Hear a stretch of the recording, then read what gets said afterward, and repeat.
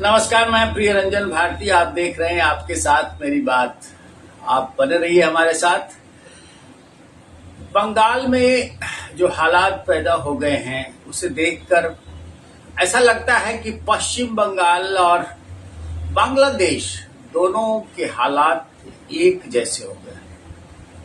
दोनों में ही कानून व्यवस्था नहीं है, लेकिन अंतर है कि एक जगह शेख हसीना निर्वासित हो गई हैं और दूसरी जगह पश्चिम बंगाल में ममता बनर्जी का मनमाना तांडव चल रहा है। जी हाँ, तांडव इसलिए कहूंगा कि हाईकोर्ट ने जो टिप्पणियां की हैं वो कमोबेश इसी का इशारा करती है। स्वदेश खाली में भी पहले जो कुछ हुआ और राज्य की पुलिस पर जो आरोप लगे, पुलिस मूक दर्शक बनी रही या फिर दंगाइयों के साथ रही और पीड़ितों के साथ अन्याय होने दिया, वो सब पुरानी बातें नहीं हुई हैं बहुत ज्यादा। लेकिन आज जो आरजीकर मेडिकल कॉलेज में एक प्रशिक्षु महिला डॉक्टर के साथ दुष्कर्म और उसके बाद हत्या के बाद जो मामला तूल पकड़ा है, उसमें राज्य की पुलिस और जो व्यवस्था है उसकी भूमिका संदिग्ध है और हाईकोर्ट को भी टिप्पणी करनी पड़ी है। अब लगता जैसा है कि वो राज्य की पुलिस वो ममता बनर्जी की पार्टी तृणमूल कांग्रेस की एक इकाई जैसा काम कर रही है। पूरी की पूरी विफलता है, हाईकोर्ट ने ये कहा, क्योंकि वहां उस महिला डॉक्टर, प्रशिक्षु डॉक्टर की दुष्कर्म के बाद हत्या मामले में तोड़फोड़ हुई। अस्पताल में पिछले बुधवार की रात वहां तोड़फोड़ हुई और पुलिस प्रमुख ये कहते सुने जा रहे हैं, बाजाप्ता प्रवक्ता के साथ उन्होंने प्रेस कॉन्फ्रेंस बुला करके कहा कि ये पुलिस के खुफिया तंत्र की चूक है, उनको जानकारी नहीं मिल पाई। हाईकोर्ट को ये भरोसा नहीं हो पा रहा है। हाईकोर्ट का कहना है कि सीधे ये भरोसा करने लायक नहीं है कि 7,000 से अधिक की संख्या में उपद्रवी जुट जाएं और पुलिस के खुफिया तंत्र को जानकारी नहीं हो। पुलिस या तो हाथ पर हाथ धरे बैठे रह गई या फिर वो उस पर कोई दबाव था कि उसे कुछ नहीं करना है, इसलिए वो अब विफलता का रोना रो रही है कि वो चूक गई है, उसका खुफिया तंत्र विफल रहा, चूक हो गई। लेकिन राज्य पुलिस के साथ ममता बनर्जी के राज्य में इस तरह का जो तांडव रचा जा रहा है, जो मारकाट मची है, और खास करके अभी के हालात थोड़े दूसरे हैं, लेकिन इसके पहले जो सांप्रदायिक उभार हो रहा था और जिस तरह से वहां बहुसंख्यक जमात के लोगों पर अल्पसंख्यक समाज जो रोहिंग्या या बांग्लादेशी या फिर वहां दूसरी तादाद में लोग जो बसे हैं उनके द्वारा हमला हो रहा था और राजनीतिक हिंसा हो रही थी, मारकाट मचाई जा रही थी।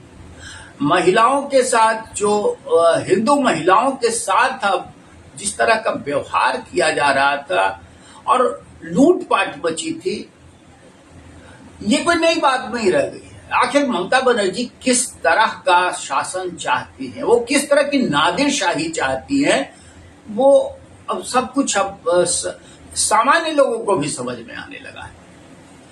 अब शुभेंदु अधिकारी जो वहां अभी भारतीय जनता पार्टी यानी विपक्ष के नेता विधानसभा में, उनका कहना है कि ये हमला जो आरजीकर मेडिकल कॉलेज में बुधवार की रात के दंगाइयों द्वारा किया गया वो बहुत ही सुनियोजित था। उसमें ट्रकों में भरकर लोग लाए गए। तो अब ये बात गले से नीचे उतर जाती है कि हाईकोर्ट जब कह रहा है और लोग जब ये कह रहे हैं कि राज्य पुलिस मूक दर्शक बनी रही, विफलता है, और राज्य पुलिस भी ये बात कर रही है, तो इसका मतलब कि राज्य पुलिस को कहीं दबाव था कि दंगाइयों को या उपद्रवियों को ऐसा करने दीजिए। इसके पीछे का मकसद बस यही था कि वो अपराध स्थल को पूरी तरह से नष्ट कर दिया जाए। लेकिन ममता बनर्जी ने आखिर जिस तरह की जिद पकड़ ली है, वहां एक प्रशिक्षु महिला डॉक्टर के साथ इस तरह का नृशंस हत्याकांड हुआ। पूरे देश में जो चिकित्सा व्यवस्था है वो ठप पड़ी हुई है। सारे के सारे डॉक्टर और नर्सिंग स्टाफ तक वो हड़ताल पर चल रहे हैं पिछले कई दिनों से। मरीजों का बेहाल हो रहा है, लोग ऑपरेशन तक नहीं हो रहे हैं। ये सिर्फ एक कोलकाता के आरजीकर मेडिकल अस्पताल में जो दुष्कर्म और हत्याकांड हुआ उसके बाद उनकी उपजी हुई परिस्थितियों के कारण हो रहा है। अब ममता बनर्जी क्या चाहती है? संदेश खाली में या फिर उसके पहले चुनावों के बाद जो हिंसा होती है उसमें भाजपा समर्थकों को घरों में घुस करके मारा जाता है, उनकी महिलाओं बहु बेटियों के साथ बहुत अभद्रता की जाती है, उनके साथ दुष्कर्म करने तक के हालात बन जाते हैं। तो फिर वो ऐसे में और देखिए कि जब कोई सीबीआई और ईडी का अधिकारी भी किसी मामले की जांच करने जाता है तो उसकी भी पिटाई की जाती है। राजभवन पर भी दूसरे तरह के आक्षेप लगाए जाते हैं। तो ये कौन सा तंत्र चाहती है ममता बनर्जी अपने राज्य में? ये एक बड़ा सवाल उठ रहा है। और ये भी सवाल साथ साथ उठ रहा है कि आखिर केंद्र सरकार अपने अधिकारों का उपयोग करते हुए क्यों नहीं ममता बनर्जी सरकार पर अंकुश लगाती है? ये भी एक सबसे बड़ा सवाल है।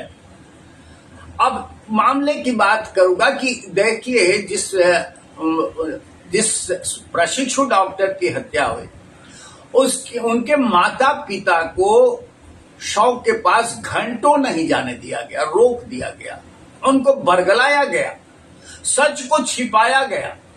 और जिस अस्पताल में ये दुर्घटना होती है उस अस्पताल के प्रिंसिपल को वहां से हटाकर उनको निलंबित किया, उनको पदमुक्त नहीं किया गया, बल्कि उनको तुरंत दूसरे कॉलेज में उनकी पोस्टिंग कर दी।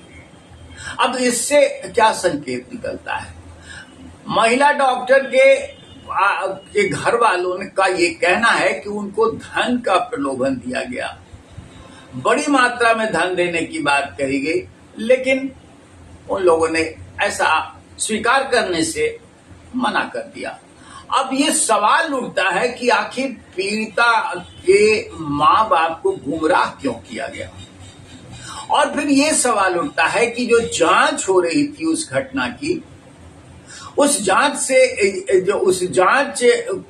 से हाईकोर्ट तक संतुष्ट नहीं था, इसलिए सीबीआई जांच का आदेश दिया गया। अब सीबीआई जांच करेगी, लेकिन सीबीआई जिस लचर तरीके से जांच करती है और उसके नतीजे जितनी देर बाद आते रहे हैं, उससे भी सवाल उठता है कि सीबीआई की जांच या सीबीआई को अन्वेषण का जिम्मा दिए जाने का मतलब होता है, उसका माने होता है कि उस मामले को हमेशा के लिए रफा दफा कर देना या ठंडे बस्ते में डाल देना। अभी का अभी कोई फैसला अगर हो तो सिर्फ इतना ही हो सकता है कि राज्य सरकार उस अपराधी तत्व को फांसी की सजा दे, उसको वैसा ही दंड दे।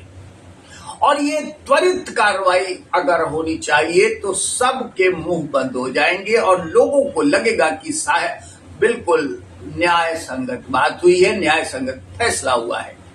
लेकिन ये इसको दबाया जा रहा है और न्यूटन का सिद्धांत है कि हर क्रिया के विपरीत प्रतिक्रिया होती है। जिसको जितना ही दबाइएगा उतना ही वो मुखर प्रतिरोध करेगा। और कई आंदोलनों की जो आधारशिला है वो यहीं से खड़ी होती है, क्योंकि आंदोलन को दबाया जाता है। आंदोलन को दबाए जाने पर उसका लोगों का गुस्सा और फैलता है और उस आंदोलन का दायरा बढ़ता चला जाता है, वो व्यापक स्तर पे हो जाता है। तो अभी ममता बनर्जी पहले तो इसे दबाने की कोशिश करती रही, सच को झुठलाने की कोशिश करती रही। राज्य पुलिस का जो उनकी पुलिस है उसको अपने एक टीएमसी की इकाई की तरह काम करवाती रही और सच को छुपाने के साथ साथ ये भी आरोप मढ़ती रही कि ये जो हुआ है इसके पीछे कोई षड्यंत्र नहीं था। हालांकि उनके माता पिता और दूसरे लोगों का ये आरोप है कि इस तरह का एक रैकेट है जो ऐसा काम करता चला आ रहा है और उस रैकेट के भंडाफोड़ के डर से ये बात छिपाई जा रही है और प्रिंसिपल को शह दिया जा रहा है। अब चाहे जो भी हो इसके पीछे का सच, लेकिन उसे उस सच को आ जाना चाहिए।